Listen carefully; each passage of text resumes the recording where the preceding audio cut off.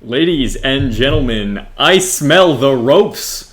That's right. It is Maritime Wrestletime Podcast. Hey, that's us. Our greatest source of wrestling news, WWE, AEW, NXT, and other that could be relevant in the Maritime. future. In the Maritime. I forgot to say that. Yeah, in the Maritime. A little bit more pressure if we're the best in the world. No, yeah. Exactly. In the best in the Maritime. For now. We got a lot of traction to get going. But anyways, today on the show, we will have AEW talk, Smackdown talk, Monday Night Raw talk, WWE NXT talk. I don't know why I said WWE. And the bad booking segment run by me this week. Ooh. And we have questions, of course, from our best fan, our only fan right now. Not to be confused with OnlyFans. Yeah, I was to say not to be confused with OnlyFans. Patty, we will get to at the end of the episode. So we will start off today's podcast with AEW. Yes. We watched the show. Mm-hmm. Some very interesting stuff. Let's start off with the parking lot brawl. Oh my god, what a match. That was really good. They did a lot of stuff that I hadn't seen for sure. Yeah. They really used those cars. I really like the mom of Trent flipping off as she goes away from the parking lot. Yeah. And shout out to Trent for taking that bump on the window. Oh. And the ending was really good as well. So Orange Cassidy coming out of the trunk actually literally made me throw my hands up and was like, what the hell? It was really fun. I was not expecting it to happen. Really, really cool. Yeah. I think that's why AEW got a lot of traction last night on Twitter. Yeah, absolutely. It had to be for that. Yeah. Also on AEW, Eddie Kingston is now referring to Pentagon and Ray Phoenix and the Butcher and the Blade as family. Mm-hmm. So I don't know if he'll do some kind of group name like that. Is Eddie Kingston a top 5 promo guy in AEW right now? Is he up there? I don't know. Maybe like his promo, it wasn't bad, but it was just like very to the book. Yeah. Eventually he's going to be that guy, I think. I think he has potential for it. Yeah, 100%. But like it wasn't a bad promo by any means. It was a good promo. Yeah, for sure. Yeah. They've announced a 6-man tag for next week. Oh yeah. It is Lance Archer, Brian Cage, and Mr. Ricky Starks versus Jon Moxley, Darby Allin, and the newest acquisition of AEW, Will Hobbs. Will Hobbs versus Lance Archer and Brian Cage. There's going to be a lot of meat thrown around there. Oh yeah, I think that's just a big match of big muscle guys. Yeah. But it's going to be very entertaining. I think. Yes. I think it's hard to go wrong with all of those guys. To me, this match is going to be important for Moxley out of everyone. Yeah. Just because to see, like, okay, he's got Archer to work with probably pretty soon. So he's got he did it work pretty well with Brody Lee when they had their match. So now it's going to be like, okay, he's fighting the big guys right now. So let's see how he does with that. Excited to see what Will Hobbs is going to do. I haven't seen a lot of his stuff, so I'm excited to see why he was put in this huge match to start off his AEW career. And, of course, Darby Allin is Darby Allin. I think Darby Allin and Ricky Starks are probably going to have a few good spots. Yeah, definitely. I think if Moxley's team is to lose, the only way that Moxley gets pinned is if it's Lance Archer doing it. Yeah, that would probably make Other than sense. that, I can't see it being that way. I think that would build up the rivalry for whatever. Same thing for the other way around. If it's Lance Archer's team, I can't see him being pinned unless it's by Moxley. Right. But I don't think that'll happen either. Right. But it will be a good 6-man tag that we will watch next week. Definitely. Besides that, on AEW, Hangman won his first singles match with Mr. Kazarian. Pretty good match. Very good match. Yeah. Buckshot Lariat, as always, is still... Every time I see it going to happen, it's kind of like the crowd. I'm like, oh... Like, it's just that kind of feeling. And shout out to Frankie Kazarian, who's just a great worker. Like all of SEU. Yeah, he's very, very solid worker. Frankie Kazarian was doing really good work for Hangman there. FTR in their way with Jurassic Express. Yeah. In the heel kind of way I want them to be, which was a good match. There was a lot of like close pinfalls at the end, which I really liked. Yeah, it kind of like kept me on my toes. I was like, right here. A lot of reversals into roll ups. Yes, it was really freaking pinfalls cool. every 30 seconds. Good match. Good match. And Jericho and Jake Hager win their first match as a... Well, I think Yeah. it would be the second match, I think. I don't know what they did last week. I I'm trying to don't remember. But they beat Private Party with a Judas Effect. Mm-hmm. Is it just me or does Jake Hager... I know who he is as Jack Swagger, and he's been a world champion, and I've seen his work in WWE. But is there a way that Jake Hager gets to that point again? Yeah, I feel AEW? like he hasn't really made his name Not yet. in AEW. No. But he will. Yeah. Some way, Hopefully. somehow. Like, I still kind of see him as I feel like the way he's being booked right now is kind of like a background character. Yeah, I don't like that. Yeah, you kind of want him to work with guys like Archer and guys Yeah. like Brian Cage, right? So I guess we'll have to see. But Private Party, again, amazing to watch. And I can understand fully why Matt Hardy would endorse these guys. Yep. Speaking of Matt Hardy, I believe he was attacked, if I'm not mistaken. I'm going to Google it real quick. Yeah, I did not see anything about it. That's very possibility. That's all right, I got to say this. The first the first thing that came up from Matt Hardy attack was Matt Hardy attacked Edge. Which I thought was pretty funny. Yes, that's exactly what happened on AEW. Edge returned, or not returned, he debuted on AEW. Yeah, so apparently Matt Hardy is attacked by someone who is mysterious. After the first match of the night. So, I mean, I don't like... Here's the one thing I don't like. I don't like when people say they're going to come back and they're back next week. Yeah. Kind of like the John Cena coming back to beat up Nexus when they was supposed to be retired and delivered the whole speech, and then he came back that night. Yeah. So, not really a fan of that. But if it's to promote someone, you better give me someone really good. If it's a mystery person, it better be a return or a debut or something along those lines. Yeah. So I'm excited to see if that's going to happen. But, I mean, I don't want to... Matt Hardy went through a lot last week. This month, I should say. So let's see what's going to happen. I'm excited. Yeah, absolutely. I'm actually really excited to see. Yeah. So that'll do it for AEW this week. Not a lot to talk about more than that. The pay-per-views are going to come up, and we'll eventually do our reset. Yep. So we're going to switch it over to Friday Night Fight. Yeah, Friday Night Fight. Friday Night Smackdown. Is this your fantasy booking for it's my WWE fantasy games? booking. Yes, exactly. I wish. Yeah, so SmackDown, there wasn't much that actually happened on SmackDown. A couple things that were notable, I guess. First thing is Cesaro and Shinsuke faced off against the Lucha House Party, and they lost the match, which was, in my opinion, completely pointless and kind of just brings down Cesaro and Shinsuke as champions.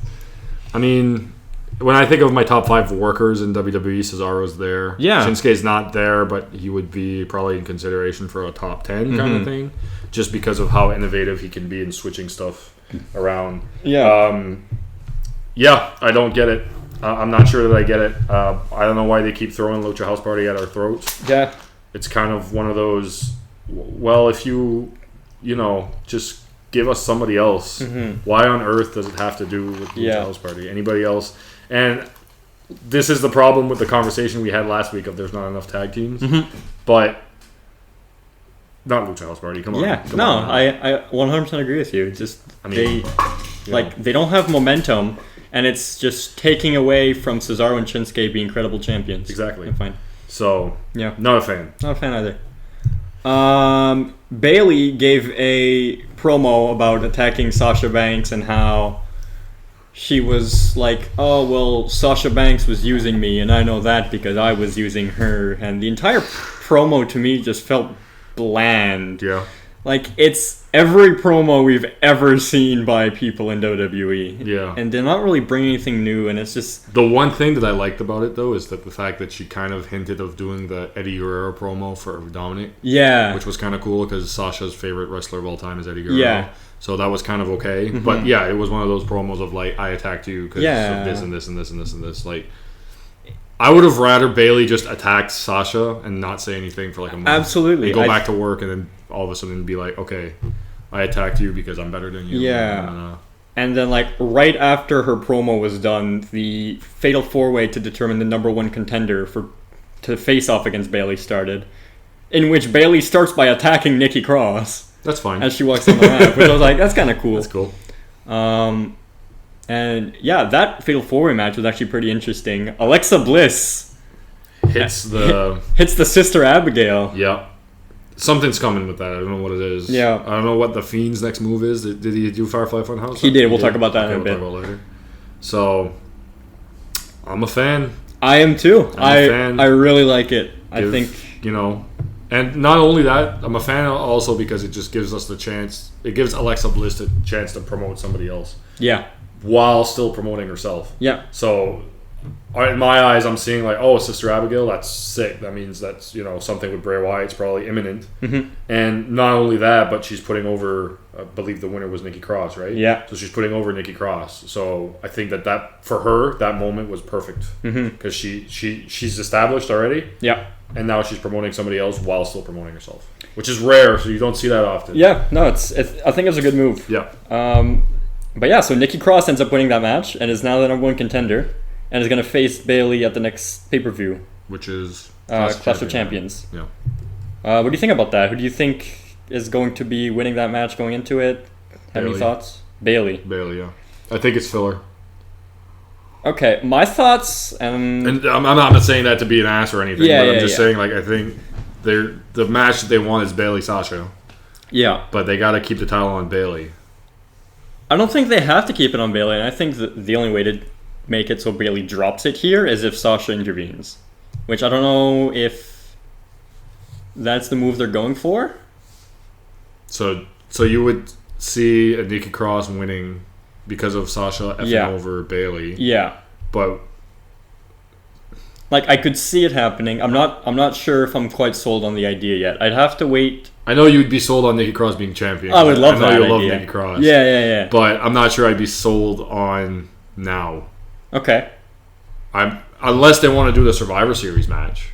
If they want to do a Survivor Series match of Team Bayley versus Team Sasha, that would be kind of okay. Yeah, you could do that with like Bayley having SmackDown and Sasha having Raw. Yeah, but see that I'd rather see them just go one-on-one. Yeah, me too, though. And I think the one-on-one for the title, because the one thing I love about this angle is the way they gotta finish it. They gotta finish it with Sasha pinning Bayley for the championship at WrestleMania, because Sasha hasn't really had her WrestleMania moment yet. Mostly been Charlotte. Bayley's had one. And Becky's had hers. So the 4 horsewomen, yeah, she's the only one that had Sasha hasn't had it yet. And Sasha's probably the better worker of all 4. So she's got to... I think that would be the crowning achievement for the 4 horsewomen. And then after they've all had their WrestleMania moment, now it's time to promote the rest of the girls and try to... If that's what they want to do with it. Yeah. So that's my opinion on it. I can get with that. That makes that makes sense. I think I can get down with that. Yeah. Last thing for SmackDown was the Firefly Funhouse with Bray Wyatt introducing a new puppet. Oh, that's right. Which was a walrus that looked oddly like Paul Heyman.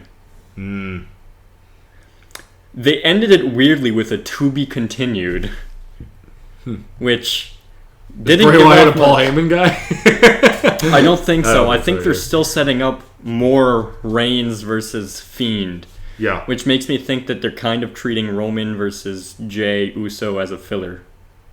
I think so. I think that is a filler. Which I don't like it because of how they're kind of making it to be like some kind of main event. Here's the one thing I'm looking at right now, and now you're saying that match is a filler, and if the Bayley match is going to be filler too. Mm-hmm. It's Clash of Champions. There should be a new champion somewhere. Randy Orton? Just think about that. We'll talk about Randy Orton later, but just think about that. Oh, we definitely will. We definitely will. Don't worry about that. Cool. But yeah, listen, the Fiend can feud with whoever he wants without even getting in the ring. Yeah. You could do a Firefly Funhouse and bring a bunch of... Vince McMahon is a freaking character on Firefly Funhouse. Yeah, I think that's actually funny. I think Vince himself is more having fun with the Fiend's character than anybody else, because he's like, haha, I'm a friggin' puppet now. And So, I don't know. I kind of want to see the Fiend do something that's not supernatural. Yeah. Like, I want to see the Fiend wrestle a good match. Yeah. Which we haven't really seen yet. And it's not to say that Bray Wyatt can't wrestle. It's just to say that when it's the Fiend, we expect the squash. Yeah. So they're just they've always booked him wrong. And Yeah. it's really sad. So whatever happens, I could see an angle. Okay, so now this is the angle I'm thinking of right now. Mm-hmm. I could see an angle where the Fiend would attack Jey Uso because it's Roman's cousin. Like at Clash of Champions? Yeah, like you could do something with like Roman and Jey could have a good like 20-minute tilt or something. Yeah. And all of a sudden the lights go out like Yeah. the Fiend does, and then when the lights go out, they turn back on. It's only Roman in the ring. And then you can pan to the screen, and like the Fiend is attacking Jey or bringing Jey somewhere, or Right. something like that, and promote the angle for. Well, what would be the next pay-per-view? Would it be Survivor Series? Oh no, it's Hell in a Cell. It's Hell in a Cell. Which Hell in a Cell, you could do Fiend versus Roman in the Cell, which would probably be pretty good. Huh. So that's kind of the way I would book it. Looking at it now, the way they're doing it. Mm-hmm. I don't know if you agree or disagree. Or, No, I think that's a good way to book it. Yeah. And it makes sense. Because I know on the Firefly Funhouse, the Fiend was talking about how there's something missing in his house, which was referring to the title Yeah. that was quote unquote taken. Yeah, I just think that would be the angle. Yeah. It would kind of make sense. And then whoever wins at Hell in a Cell will be put champion versus champion for Survivor Series anyways. So Raw versus SmackDown. I don't know if NXT is going to be part of it this year, but you could do something there. In that case, there's no way the Fiend wins that, right? I think it would be weird to have... There would be something that they would do with the Hell in a Cell kind of thing, I think. Oh, with Balor. No, see... Oh, yeah, Demon Balor versus Fiend. Versus... Randy Orton. I mean, yeah, see, that's... Assuming he wins. That's the thing, you know? Yeah. But I don't want to... There's a part of me that wants to see just Fiend versus Demon. Mm-hmm. But there's another part of me that's like, well, one of them's going to... lose, and I mean, I guess the Fiend would lose because the Demon hasn't lost yet. Absolutely. But I don't know. We're gonna have to wait till what they do at Survivor Series. Yep, it's gonna be interesting for sure. Yeah. But Survivor Series is gonna be started to be talked about. That's always like a fun time of year because I love the brand fight versus the other brand, and I love the 5 versus 5 elimination matches. They're always pretty good. So that's gonna be a good conversation to have when it happens for sure. Yeah, definitely. So that's it for SmackDown. Okay. We are now moving on to Monday Night Raw. Monday Night Raw. With the start of the show announcing that Drew McIntyre versus Randy Orton is going to be an ambulance match. Yeah. That makes me think Drew's going to win now. Yeah, because as I said in the last podcast, I thought that the only way to end that match was either with a Claymore or with a punt. Yeah. But now you can't kind of do that and pin the other opponent because you have to wheel them up. Unless Drew Claymore's Randy in the ambulance. Sure, but I think you need something bigger to end that match. Yeah, like Randy Orton being champion. True. I want to get back to this later. Okay. Is it part of a booking of some There's kind? something else that happens later that we'll talk about. Okay. So yeah, keep your opinions for that in mind. Oh, you know my opinion. I want Randy Orton to win. I do. Next up is a match that kind of pissed me off a little bit, which was the Street Profits versus Cesaro and Shinsuke. Yeah, Cesaro and Shinsuke are not having a good week. Yeah, they lost very cleanly to the Street Profits. Yeah. How about that, huh? I don't get it. Why are they trying to not bring up Cesaro and Shinsuke as a strong tag team? We already have Street Profits that are established as a really good tag team. Yeah. Really strong. And Cesaro and Shinsuke have, not necessarily to say a lot to prove in the tag division, but like they haven't really done anything to... They have to win. Put themselves out there, yeah. They have to win. Like, sure, they won the titles, but since then, who have they beaten that have been significant? Nobody. Yeah, not really. So, I think that Cesaro is one of the best workers, and Shinsuke is a top worker. Yeah. But yeah, you're right. They got to win. You got the belts on them. You got to make them win. And the Street Profits aren't going to gain that much more as from this. They really don't. And I think if they lose, they don't really lose anything either. Exactly. There's not a lot of tag teams on Raw. Yeah, they can definitely take the loss here. Yeah, they're more of friggin' super groups now. So, I don't know. I don't get it, and we'll have to wait and see. Yeah. I'm kind of poised for the Street Profits to join the Hurt Business. And I know that's weird because they would be 6 and it would be a real big group. But I don't know about that one. no, I think it's out of character for sure. a heel Montez Ford would be fucking hilarious, though. Think about that. That would be hilarious. I don't know. I don't know if it fits with their whole party vibe. It doesn't fit, but Yeah. to me, like, I see Bobby Lashley with a championship, and I think of, well, how do you make a group more relevant? Just give them more champions. So Yeah, that's true. they're the tag team champions right now. Yep, that's fair. Next up was Mickie James versus Asuka. They wrestled a really solid match. Really good match. But I don't know if you saw the ending to that match. I did not. Please and tell me. it was very controversial. Okay. Where Asuka had Mickie James in some kind of submission, and the ref called it off without Mickie James tapping. Both people seemed really confused about it. So like a Montreal Screwjob kind of thing? Sort of, but not really. The reasoning behind it, from what I can tell, is that the ref thought that Mickie James popped her shoulder. Oh. And it kind of looked like that. Okay. Then that's... But she didn't like signal that she was in pain or anything, and the ref didn't go over to her and check and ask if she was okay and anything like that. The ref kind of just called it off short. Yeah, I mean, referees have a tough job as They it do, is. absolutely. And I can't really blame the ref for that. Like, as a person who's popped his shoulder many times, it hurts. Yeah. So if he think he heard a pop, or if he think he saw it pop out or whatever, I'm fine with it in a way. Right. Is it controversial? Yes. Yeah. But can you have another Raw Women's match between those two? Yeah, you can. Absolutely. So, and, I mean, I think the plan was to have Asuka win the match regardless. Sure, it was probably not supposed to end right there. Right. But, you know, it's... have her win the match. At the end of the day, it's not that big of an issue, I guess. Yes. But after that match, Zelina Vega actually came out and slapped Asuka in the face. They're pushing Zelina Vega? They're pushing Zelina Vega in the title picture. Zach, how many matches has she had on the main card? I think she's had more Royal Rumble appearances than she's had matches. I don't think she's had any matches in WWE. Maybe one? She's had some. One or two matches that Should I Google it? that weren't in NXT. Zelina. Yeah, you should Google that. But like, what has she done that has made her worthy of being in a title picture? You know what? She's good on the mic. I'll give her that. She's good on the mic, but I mean, she's not Asuka level. She's not Mickie James level. Like she's just not there yet. Is it one of those things where it's just like, well, it's kind of like thin roster. Very possible. Who do you have? Yeah, that's true. It's very possible. But why not wait until this Mickie James... she's had mixed tag team matches with Cien. Oh, okay. But not a lot. Right.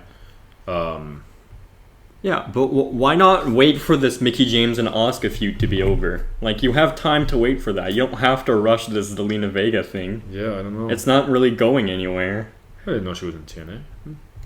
Yeah, she was in TNA for a bit. Oh. But yeah, is that a match you would want to see, Zach? Zelina Vega versus Asuka for the title? Yes. Really? Yeah. You would like that? Yeah, because we haven't seen enough of Zelina Vega. And I think the one person you would want to see her wrestle would be Asuka, right? I don't know if it would be Asuka. Well, I mean, like, okay, there'd probably be a few people, but Asuka would be one of them. You could probably put people that would be better there, but I think Asuka would probably be one of the better ones. Sure, I guess. I'm looking right now. Yeah. She had her first match on July 31st. Okay. Which I don't know what year it was. Okay. She has competed in the Battle Royal at Evolution. Yeah. And on January 15th... Oh, she's been in the Battle Royals. Every big women's Battle Royal she's been in. Okay. So, I think that this will be good for her. Yeah. Because she'll get a full-on match if she does get one. I just think she should have at least some more singles matches before going for the title straight up. Yes. I agree, but again, if the roster is that thin, you might as well. Mm-hmm. Asuka can work right now, and she's been taking the mantle and just literally friggin' walking with it. Mm-hmm. So, yeah, that's the way I see it anyways. Okay, yeah, makes sense. Next up, we have the Hurt Business. Did they do a lot of hurting? Well, they had 2 matches again. Yeah, because the roster's thin. Yeah, it's bothering me so much that they start off with a match between Cedric Alexander and Ricochet. Good match. Yeah. They can, that's obviously good match. Yeah. With Cedric Alexander going over. Yeah. Because they have to promote him. Because now it makes sense for him to go over. Yeah. There was no point in making him go over just like that. Yeah, no, I agree. 100% agree. And then after that, later in the night, they have Eric going up against Bobby Lashley. Yeah, Eric's kind of stuck, isn't he? Yeah. He's going to be jobbing for a little bit. He's going to be jobbing for a little bit to Bobby Lashley. And not only that, but Eric is married to Sarah Logan, right? And they got a kid on the way, so he's got to work. Yeah. Ivar is there or not. Absolutely. So, do you think he becomes a prominent character on Raw Underground? I hope not. I mean... See, I didn't have it in my notes, but we're going to talk about it now that you mentioned it. Yeah. Raw Underground. Yeah. I'm done talking about Hurt Business. I'm just tired of seeing them occupy most of the show. Yeah, but it makes sense. As a supergroup, it makes sense. It makes sense, but I'm just tired of it. Yeah. For sure, I agree. So Raw Underground. Braun Strowman. Yeah, so I guess we found what Braun Strowman's doing next. Yeah.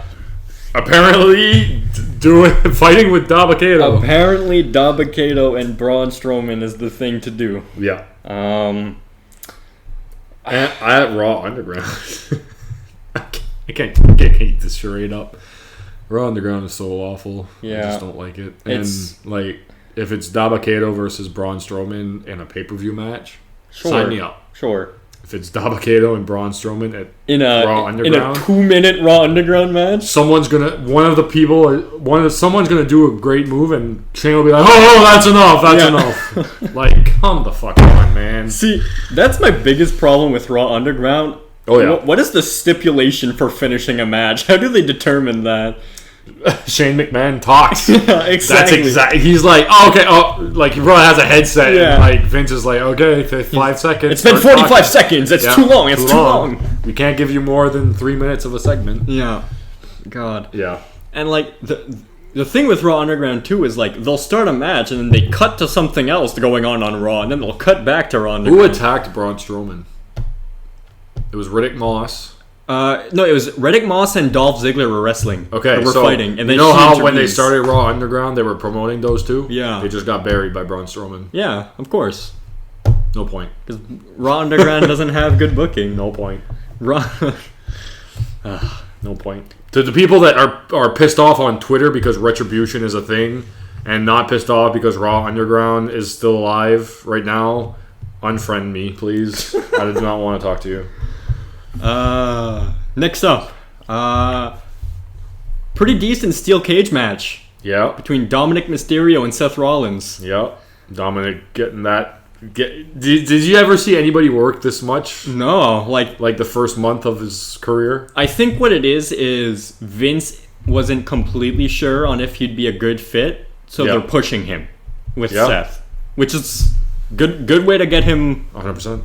I guess introduced to the company and well acquainted with how things work. Yeah, because he's jobbing to Seth Rollins, but you know it's setting up for Seth. He's putting up good matches. Yeah, I still want to see Dom versus Ray. I know we talked about this before, but it's gotta happen. It's gotta happen. A couple of weird things with this matches. Number one, why was MVP on commentary for that match? Yeah, he came out for that match to do commentary. Because he was only booked 2 times. That's it. They needed more hurt business. They needed more hurt business. No, not on the pay-per-view, on the show. You're right. They needed more hurt business. And Murphy was out there for Seth Rollins as well. Yeah, and then Seth attacked him at the end. I don't know what they're going to do with that. Like, are they setting up Seth versus Murphy? Are they setting up Murphy to team up with the Mysterios? I don't really know the angle there. I have no idea what they would do here. Do you think that Seth is just fighting Murphy right now to put him on another show, maybe? Get traded? Maybe. I don't know. I just don't want them wasting Murphy. Yeah. Because he's really good talent. Yeah. I don't know. Yeah. We'll see. I don't know if it's in your notes or not, but did you hear about the Raw's newest acquisition? Mandy? Yeah. Yeah. What do you think about that? Do you think Otis moves over with her? Because of that Instagram post I sent you, no. Right, because he did say he was going against Roman. Yeah, the Instagram post for reference, I'll actually put up a picture of it on the podcast, is Otis basically saying that he's going after Roman Reigns' title. So it'd be kind of weird for him to move to Raw now, but I don't know. Be a good swerve. It would be a good swerve. That's a Vince Russo swerve right there. Yeah, that's true. But like, whether he's on SmackDown or he's on Raw, I don't really know what they're doing with Otis right now. Yeah, I don't know. We'll see. Yeah. Well, I like the John Morrison Miz feud. I think that's I think it's kind of funny. They're doing alright with that. Yeah. We'll wait and see with Otis, I guess. Yeah. Next up, Aleister Black versus Kevin Owens had a match. Well, I mean, can we save that for later? We can save that for later. All right. I probably should have told you, but no, it's fine. All right. Drew McIntyre went off against faced off against Keith Lee, and then gets attacked by the entire Raw locker room. Yeah. So, couple things with this match. Every time Drew got some offense in, I felt it was like one hit or two hits mostly before Keith Lee comes back and takes all the offense. Yeah. I know they're trying to... I think it was a way for Vince to see what Keith Lee can really do against his top guy on Raw. Sure, but like I get they're trying to push Keith Lee a little bit, which is... I'm not against it. I'm fine with that. But you have to give Drew something. I feel like they didn't in that match at all. I don't know. I mean, like we've seen the feud on Twitter with Mr. Tyson Fury. Yeah. So that's why I'm of the firm belief that that's just not them doing it for fun. I think that there's actually an angle here. Well, the stipulation for the match was if Keith Lee won, he was added to the match at Clash of Champions. And it never finished. So I'm thinking maybe next week they but see, that I would be okay with, because Randy Orton can slither his way to a win. Just let those two guys beat themselves up. So I'm fine with that. Have we ever seen a triple threat ambulance match? How would you even win that? Same way. Just put both of them in the ambulance? Just one. I think you only need one. Yeah. That'd be interesting. But if it's Keith... Yeah, it might be harder for Randy Orton, because Keith Lee's not small. Yeah. He's a big guy. It'll be hard to put him in the ambulance. Very true. But yeah, Retribution ends up coming in and attacking both of them. Yeah. Which I thought it was really cool, because they did the whole Nexus thing where they like go on all sides of the ring. Yeah. And then Drew and Keith Lee got up. It does have a very Nexus vibe. Sort of, yeah. Just with girls. Yeah. But the cool thing I thought about this was Drew and Keith Lee didn't even hesitate to go in and fight them. They just kind of looked up and saw them around. They're like, all right, cool, we're going to take you down now. Yeah, let's do it. And then they jumped in, but then they obviously got their asses handed to them. And then the Hurt Business shows up for their Fort segment. Yeah, which... This is something really odd, I think. When the Hurt Business came out, so you know how WWE is like adding in like crowd noises? Mm-hmm. They made the crowd cheer for Hurt Business. So they're kind of booking the Hurt Business as a face in this situation. But they were booked as a heel. On the same show earlier that night. Why is WWE editing in these cheerings and booings and stuff if they're not going to be consistent with it? I don't get it. Yeah. I mean, it's one of those situations where like I love heel versus faces a lot more than I'll ever love heel versus heel or face versus face. So stop. I mean, I know those are two super groups on Raw right now, but stop.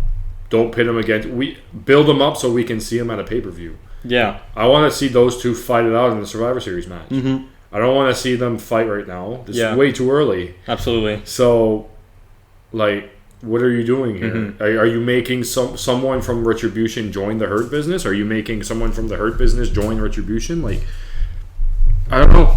It's a really weird. It's really weird. While we're on Retribution, before the podcast started, I sent you a picture.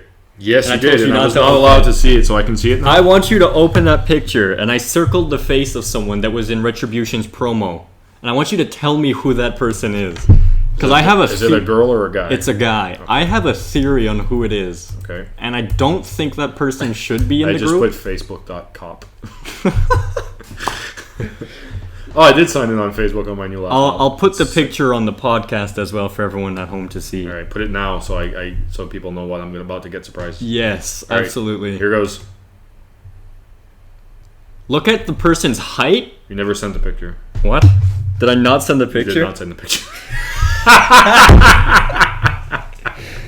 Aren't you shocked? All right, I'm so shocked, dude. I did not see that coming. All right, I'm not looking. Wait, it's on my laptop. Okay. Oh my god, I can't believe I didn't send the picture. What's the song? Is it the Curb Your Enthusiasm song? Yeah. Yeah, that should go on right now. Oh my god. If we can get copyright for it. Oh my god. All right, I'm still not looking. I'm waiting on you. All right, I'm sending it right now. Really, it should be sent. That's really should fun. be sent. Okay. I circled the picture, the face of someone. Okay, I'm looking at the picture now. Look at the height difference and tell me who you think that is. Well, that's.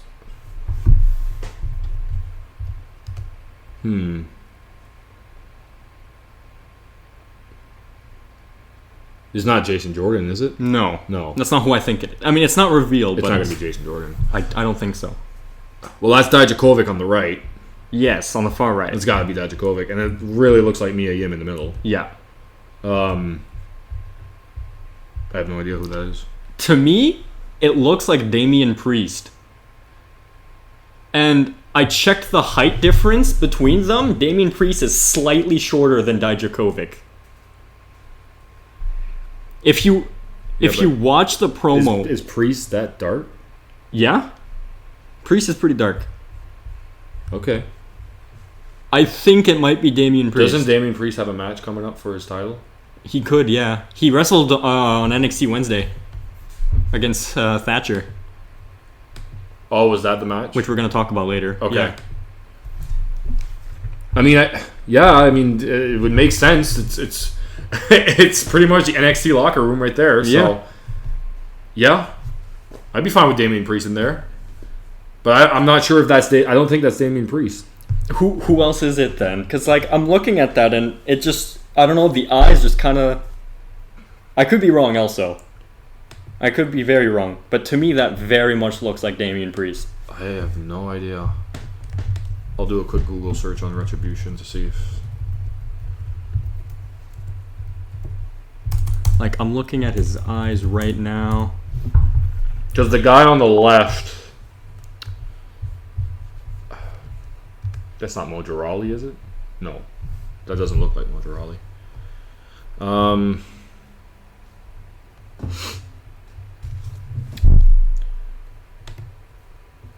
The Five Superstar. I can't tell who that guy on the left is. I was gonna say Bobby Fish, but I really don't think so. No, it's not Bobby Fish. Okay, so I know who that is now. Who? It's Dio Madden. Remember Dio Madden? Dio Madden. He used to be an announcer. Brock Lesnar attacked him.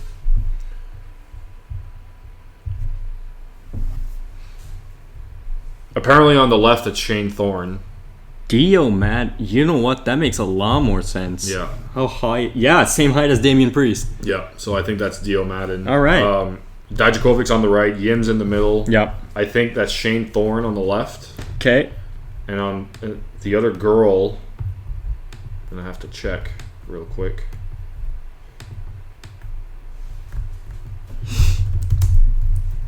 Because there's a picture here on this website that I found that's like a bunch of people. Yeah, I have the faces side to side, and that is definitely Dio Madden. Yeah.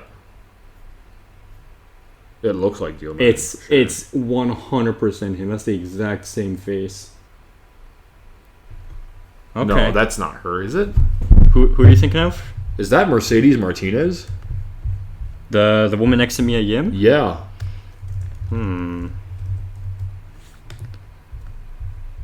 That's what they're saying. She's a little bit taller than Mia Yim. Look at the eyebrows. Yeah.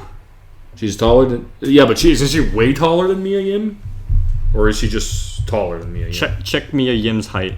I have Mercedes is here. 1.7 meters for Mercedes. I'm checking Mia. Yeah. height. What'd you say it was? 1.7. That's what I got for Mia Yim. And you're saying Mercedes Martinez is the same height? Yeah. But, like, if you look at the eyebrows, that's definitely Mercedes. 100%. That's huge for her. Wow. Yeah, 5'7". Yeah, that's exactly this. Yeah, that's definitely her. That's her. 100%. Wow. Interesting. That's crazy. Mm-hmm. So what I like about this though, it's that like there's no leader. Yeah, there really isn't. There's not a leader And here. that's what I really wanted from this group. I didn't want there to be a leader. You don't want there to be a leader. I'm so happy about this. So make sure to post that picture. Yeah. On the podcast. But yeah, no, I agree. I think that's got to be Dio Madden, and that's got to be Shane Thorne and Dijakovic. Mm-hmm. So yeah, that's all we had for Raw. Okay. We are moving on to NXT. Yep. Which NXT had a really good show, as to be expected from NXT. Yeah, of course. They started off with Io Shirai versus Shotzi Blackheart. That's a tank girl. Green hair. Tank girl. Yeah. Yeah. Not tank top, like actual tank. Yeah. Really solid match. The one thing I really didn't like from this, and it's something I've seen them do in pay-per-views before, Okay, listen. but not to this extent, where like they'll like put the match very small and run an ad break on the side. Mm-hmm. But the ad lasted for like a solid 4 minutes. Really? Yeah. Like, it was ridiculous. It was like 3 or 4 ads in a row just playing while this match is going on, very small to the side. It's kind of shitty. And this is a title match. Really odd. Yeah. I don't know why they did that, because this match was easily a 4-star match in my mind. A lot of good things. There was a point where Io Shirai did this German suplex on the outside edge of the ring. Yeah. Insane move. That good? Yeah, really good. Really good. Yeah, really good match. Kind of upset about the ad break. But yeah. Other than that, Io retains as expected because it wasn't a pay-per-view. Yeah. It is what it is, right? Yeah. But it sets up for next week's Women's Championship #1 contender Battle Royal match, which has a lot of women, which I will list them all here. Go ahead. Shotzi Blackheart, Casey. Is it Shotzi or Shotzi? I don't know. I don't really know. Shotzi, could be either. Because Shotzi to me is the hot dog. Remember the hot dog Shotzi? No. Okay. Never mind then. Shotzi Blackheart. Shotzi Blackheart. Okay. Casey Catanzaro. Love Casey. Indy Hartwell. Okay. Aaliyah. Okay. Yeah. Dakota Kai. Okay. Candice LeRae. Candice. Rhea Ripley. I love Rhea Ripley. Tegan Knox. Raquel Gonzalez. So they're putting up their whole roster here. Kaden Carter and Zia Lee. A lot of names there. And a lot could win. A lot could win. Yeah. Obviously, Rhea's the favorite to win. Mm-hmm.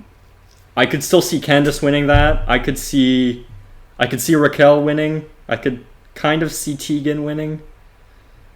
Yeah. With Shotzi's performance, I could really see her winning too. She had one hell of a match. Yeah, I can see that. But I think whatever happens, it's going to be a real good match, and I'm definitely going to be watching that one. I like Casey Catanzaro in here. Yeah. I think that, not enough has been said about her. And True. When she came back, I think she needs a push of some kind. Yep. Because the only thing I can remember her from is the Royal Rumble when she, did the thing where she sit up from the corner of the ring. Mm-hmm. So, I'll be rooting for Casey Catanzaro. Awesome. Yeah. Next match was Breezango having a rematch against Imperium. Yeah, we missed that. They won. Yeah. They're champions. Breezango were champions. Yeah. And then they beat Imperium again. Yeah. Clean win. Do you know why? Because NXT UK is coming back. So they're gonna send that Imperium back to I see. UK. That makes sense. That's what I see anyways. Because I was like, sure, you can make Breezango go over, but like, damn, they're making him look strong, beating Imperium twice. Yeah, I want to see Breezango succeed. So me too. But I this is the thing. Okay, so you have a chance here, WWE. Listen up for a second.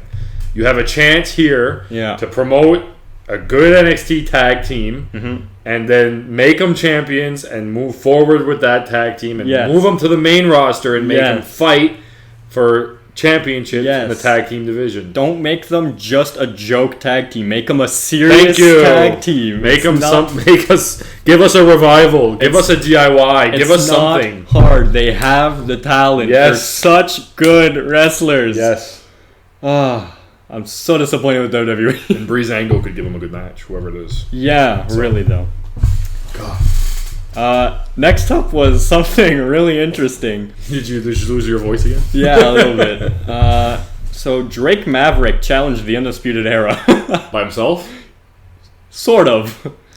It was a tag match. Okay. But Drake came out alone. Before the match, he had asked Killian Dane to be his partner, with which Killian said no. And then... Yeah, they're doing the Santino and Vladimir Kozlov angle. Then Drake came out alone, wrestled the match, was getting destroyed by Undisputed Era. Of course. I see it happening in no other way. William Regal comes up to Killian Dane and is like, you have to go out there. You have to help him. And Killian Dane's like, I really don't want to. I'm going to do it. He comes out. Okay. He comes out, right? Undisputed Era just knocked out Drake Maverick from the ring, and Killian Dane's just kind of looking at them. He's like, I'm not gonna get myself involved. And then they come up and then they like start talking shit about him, and he just turns to them and is like, all right, I'm gonna kick your asses now. Takes them in, beats them up, but gets disqualified because he's not gets Drake disqualified because he's not technically part of the match. Yeah. And then after that, after beating them up and stuff, they leave, and then Drake comes up and he's like, you and me, we're going to be a team. And then Killian Dane just punches Drake Maverick and leaves. Oh my god. Is this the comedy skit for... To be fair though, listen, if you're going to put Killian Dane and Drake Maverick together as a team, and make them kind of like the joke tag team, that can work. It's worked with Kane and Daniel Bryan. It can work, but I don't know if that's where they're going just with the way the match ended. I kind of want to see it though. I kind of want to see it. Killian Dane, one hell of a wrestler. Underutilized. Holy Jesus, he wrestled his heart out there. Yeah, he's a good wrestler. He's a great wrestler. Yeah, and Drake Maverick is a great character and a great wrestler. Yeah, absolutely. So then NXT closes out with Damian Priest versus Timothy Thatcher. Solid match overall. Was it technical? Pretty technical. Yeah. Gets interrupted with 4 minutes of ads. Oh, come on. I'm not even joking. Guys. I am not even joking. Guys. Are you serious right now? I don't get it. This is their main event match of the night. And it's being interrupted by ads.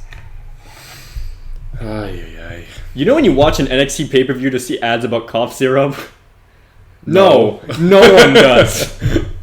I was trying to think of the cough syrup commercial, but I can't think of it. It's just horrible. Like, that could be bad booking on itself. Yeah. I mean, you kind of spoiled it already. Yeah, maybe a little bit. Yeah. Do we go right to that? I think we have to. There's nothing more to say about NXT. All right. So my bad booking segment, I agreed with you last week. It made absolutely no fucking sense in the world that friggin' Aleister Black and Kevin Owens had to go on Raw Underground. That did not make any sense to me. It still doesn't. Mm-hmm. It's especially that they got buried by Dabba-Kato. But this is the one thing I don't like now. Aleister Black versus Kevin Owens happened in the ring. Kevin Owens never left anywheres. Kevin Owens stayed on Monday Night Raw for all this time. Didn't get hurt, didn't get injured or anything. Aleister Black comes out, brand new character, gets buried on Raw Underground, and then loses to Kevin Owens. Yeah. He's the new character they're testing out. Mm-hmm. Like, I'm a fan of Aleister Black, not as much as you are, but they're promoting this heel Aleister Black. And they're doing it piss poorly. Mm-hmm. Like, Kevin Owens doesn't have anything to gain from this win. I love Kevin Owens. Yep. But what's the gain here? Absolutely none. I think, and I agree with everything you said there, and it's absolutely horrible utilization of Aleister Black and this whole feud. 100%. I think the big mistake they're doing is they're trying to make him fight week after week. I think the correct way to book Aleister Black versus Kevin Owens is to have it be a pay-per-view match with some kind of stipulation in a bigger match. Yeah. I think both of these men have their best matches when they have something extra they can utilize. Yes. Agreed. Yeah. Agreed. And yeah, 100%. But here's the thing, though, because there was Retribution was in there, right? The flickering of the lights and stuff. yeah, Do you think Kevin Owens has something to do with Retribution now? no. You're thinking really hard. I want to say no. Because so far they're booking Retribution to be a heel, and Kevin is kind of like the face in this situation. But Kevin Owens has been known to be a very good heel as well. And I agree with you there. How long has he been a face? Hasn't been... It hasn't been that long, but Hasn't been that Kevin long. Owens has switched from face to heel a few times back and forth. So I guess. But to be fair, Aleister Black needs to win. This is a brand new character they're promoting. It's kind of like my bad booking of Mickey James. Yeah. Aleister Black hasn't won yet. Hasn't won anything yet since being called up. Exactly. He was NXT champion. Yeah. And he's done nothing since being called up. Nothing. And he's got to win matches on his fucking debut. Yeah. Sorry for swearing, but come on. They just booked it wrong. Aleister should have won and kept this heel character. And then, unfortunately, the U.S. title's on Bobby Lashley right now. So I don't know how much that would make sense that Aleister would beat Bobby Lashley. Yep. But give him a U.S. title run. Don't give him a tag team. Yeah. Give him a U.S. title run. Yeah. I should have beat Apollo. Definitely. I think it's hard now with Bobby being champion. I don't think they'll make him beat Bobby. Yeah. The only way would be like a screw or... Yeah, but that's really hard with the Hurt Business being a thing. Yeah, and they're always on TVs. Yeah. So yeah, that's my bad booking. Yep. And for the 5th week in a row, me and Alex have agreed that this was bad booking. Horrible booking. One day we're gonna get a bad booking and we're just gonna disagree horribly. We're gonna debate on it. It's gonna be so fun. much fun. I can't wait for that. Yeah. Hopefully you stir me up next week or something. Yeah. Absolutely. All right, so we're gonna move on to the questions from, of course, our favorite podcast listener, my buddy Patty. Pat. Pat has graciously given us 3 questions, and I will be searching them on my phone shortly. In 3, 2, 1. Okay, let's see what we got. His first question is a long one. Okay. I've been wondering this, and I kind of want to know what you guys think. What do you think the John Cena versus The Fiend match meant? Do you think John Cena will come back to WWE soon? Or do you think his career is just done and he's going to retire in the next couple of years? So this is a John Cena question. Yeah. In my opinion on the John Cena thing, I think he's in the Rock position. But not at the same extent. The Rock, when he came back in, I believe it was 2012 or 2013, I think it was. No, it was 2012. The Rock came back to promote John Cena as being the best in the business, and he needed that solidification to get more fans.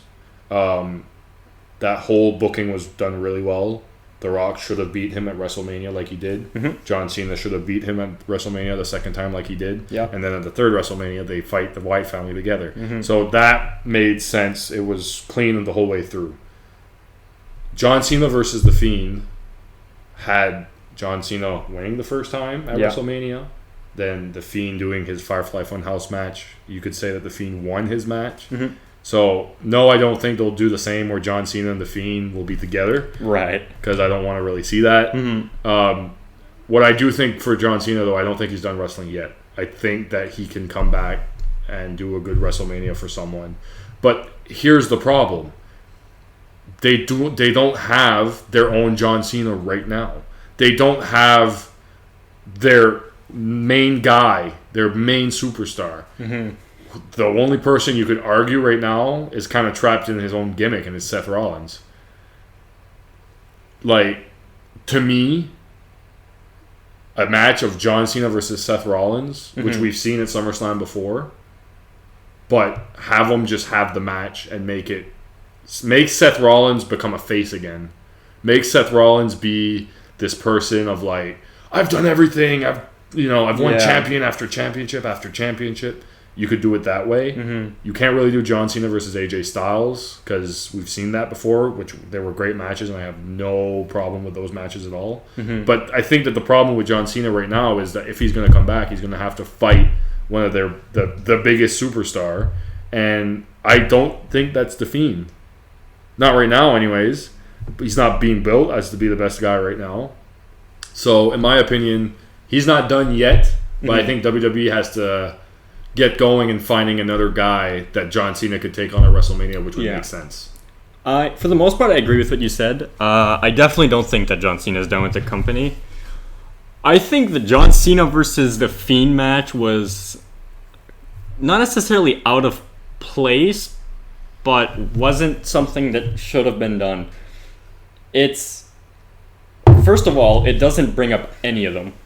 No. None of them gain anything from it. On the other hand, none of John them... Cena gets his WrestleMania payday, which he deserves. Sure, but on the other hand, none of them really lose anything from it. Yeah. So it's kind of just like a filler match. Yeah. But, and I love John. I mean, he's a great worker, and he carried the flag for a long time. Yeah. But to me, they don't have that marquee guy that's built as the best. You know, if I think back of the last marquee guy that was built as the best, that actually made an impact everywhere where he went, whether he was a heel or a face, he was just white hot. I'm kind of thinking the CM Punk right now. Because, you could argue Roman, but... I would argue Roman. Maybe not, like, anymore. Not to the extent of Punk. anymore, though. Like, not to the extent of Punk. No. Roman's got his own thing right now, and I want it to see that way, but do I really want to see John Cena versus Roman Reigns? Maybe. But it would have to be booked very well. Maybe, but not now. Yeah. I think you have to bring up Roman even more. Yes. And I don't think it should be a title match if you're making John Cena come back for something, right? Yeah, there you go. So, question number 2 from Pat was, on Monday Night Raw, Retribution got what they deserved, which was getting attacked by 6 other superstars. Yeah. Do you think that this will happen more often where the superstars will get the upper hand over Retribution? I think it's hard for it not to happen. Yeah, but the way that they should book it would be that Retribution would have the upper hand first. Yeah, I think it's weird that that's not happening. Yeah. To me, Retribution needs to have the upper hand more right now. Yeah. And then make them lose at a big marquee event later. Because I think it's really weird if you do the opposite, where if you have them lose now... Yeah.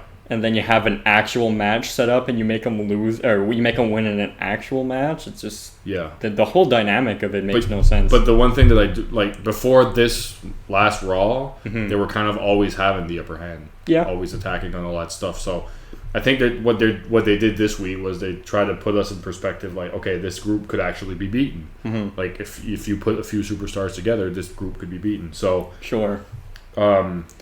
But I do think that eventually someone's going to beat Retribution. I just don't know who it is. Yeah. But for now, I hope that Retribution gets booked as the heel faction and just destroys everyone. I don't want to see Retribution losing a pay-per-view match. Not right now. Yeah. I think that's Nexus right there. And I think it's really weird that they got Retribution lost that fight, but they were 9 or 10. Yeah. And there was only 6 other people fighting them. Yeah, but Keith Lee counts as 3, and Drew McIntyre counts as 3 as well. Bobby Lashley counts as 3. I guess. MVP counts as half of 1. Yeah. Cedric Alexander is Cedric and Shelton are 1. Cedric and Shelton are 1. So 3 plus 3 plus 3, that's 9. Plus 1, so 11 and a half. So that beats Retribution. Okay, yeah, you're right. That's WWE math for you. Yeah, that's WWE math right there. And the final question, do you think Roman Reigns will go undefeated with Paul Heyman? Ooh, wow, that's a really good question, Pat. My answer is no. I didn't think of that. My answer is no. Who do you think beats him? Doesn't matter, but I think he's going to lose eventually. Brock has lost. You know what? I think it's yes.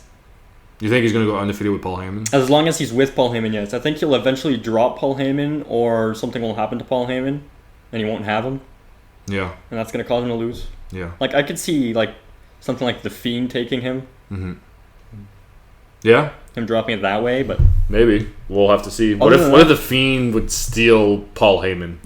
Yeah. Remember when Randy stole Paul Bearer? Yeah. Yeah, that was really funny. I It's remember kinda that. funny. Yeah. Before we go, Yes. I got a notification from the Score. I don't know if you know what the Score is. Yeah. It's a sports thing. Yep. And it said something about Daniel Cormier Okay, yeah, I know who that is. joining WWE. Really? So Interesting. I'm going to look for it before we go. DC, because And we might have to talk about this. he is huge in the UFC. So let me just That find- guy is one hell of a fighter. He did just lose a championship match against Stipe Miocic, Okay, if I wrestling. remember well. Which was one hell of a fight too. Miocic, one hell of a champion. Yeah. But wow. There's a few things here on the Score. Zelina Vega has huge support from Vince McMahon and Paul Heyman, apparently. So that would make sense for a few things. That would make So sense. here's the article. Okay. Former UFC champ Daniel Cormier says he's had preliminary discussions with WWE about doing commentary and eventually making in-ring appearances. Cormier told Sports Illustrated's Justin Barrasso, "We've been talking. We've spoken to some of the people over there in very, very early conversation. WWE is a company I've watched and loved my entire life." It would make sense because I know he does commentary for the UFC a bit. Yeah. Daniel Cormier in the WWE would be very interesting. He'd be very believable. He's like a smaller Keith Lee. Yeah. That's the best way to put it. Yeah. The 41-year-old said he would like to call the action in WWE for 6 months before transitioning to participating in matches. Yeah. After those 6 months, what if I'm sitting next to Michael Cole and Roman comes over and smacks the microphone out of my hand? Cormier said, "But I'm an announcer. Will I hit him back?" Then you're asking if this will happen or not. So I think it would make sense. But here's the thing. He's 41. He's going to Sure. start a brand new business. He's going to be in WWE. Yeah. I admire him wanting to be a commentator in WWE and then deciding to wrestle, because in those 6 months he can easily start working with whoever he wants. And UFC fighters can transition well to WWE. Yeah. It's just more of a show. So Yeah. they've been known to transfer pretty well. Shayna Baszler did it really well. Ronda Rousey was amazing. And Brock was a wrestler first, but Sure. when he came back he transitioned really well. So Yep. if this is actually to happen, I mean, I would love it. it'll be marquee. People will watch this. People will 100% watch Daniel Cormier. Yes, 100%. And as someone who does somewhat regularly watch UFC matches and stuff, Daniel Cormier is someone who has a lot of stamina, Yeah, and he could probably do it. yeah, absolutely. I don't think it would be out of the question for him to be a good wrestler in the WWE. Yeah, so It's very within his wheelhouse. props Yeah, to Daniel Cormier for Yeah. coming over. that would be very interesting. Yes. So that's it for our show today. Our podcast. Before we announce all our Instagrams and stuff, we don't even have Instagram. All our social media and stuff. Yes. Me and Alex are going to start a new series. We're filming episode 1 right after this podcast. It is us, and we are going to watch and react to the Royal Rumble matches. So we're going to start off with the first one is 1988, and we'll work our way up to 2020. Yeah. How this match will work. How this match will work. How this episodes will work. We'll probably watch the match in its entirety, have the microphone on, and maybe react here and there.